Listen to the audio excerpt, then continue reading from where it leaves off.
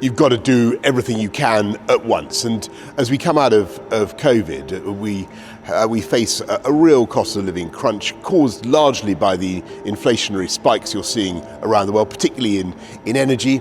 And the government has to help people, and we are helping people, just as we've helped people throughout the pandemic. And so what Rishi has announced today is a £9 billion package to help people with the cost of their energy, very considerable support for people.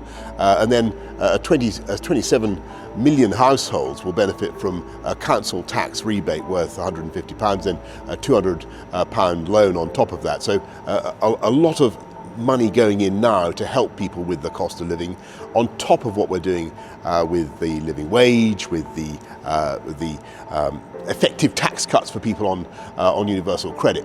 But all this investment, all this helping people, is only going to work if we have a sustainable long-term economic recovery with high-wage, high-skilled jobs. And so what we're doing today is putting in the investment here, for instance, in Blackpool, £22 million going into the tram network, and that is driving thousands more jobs, private sector jobs, because I think that levelling up is a fantastic mission for our country, and it's about recognising there's genius and talent everywhere, and you need to unleash it, but you've got to have the private sector leading it.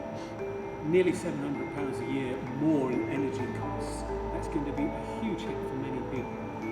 Should the government be doing even more to help people with those bills that are coming down the line?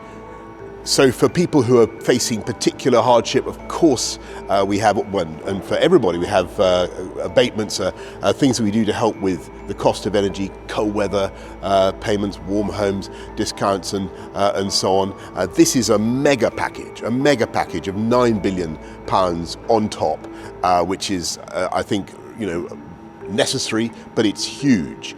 And that is there to help people with this particular spike that we're seeing right now.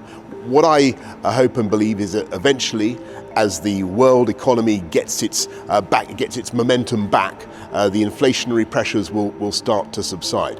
Vital thing you've got to do in order to help keep inflation under control is ease those problems in the supply chains, get people into work in the jobs where they're needed. So that's why we're also doing our Way to Work programme, getting 500,000 people off welfare and into work to help ease the blockages in the UK economy, get things working more smoothly, and that is another way that you can get inflation under control.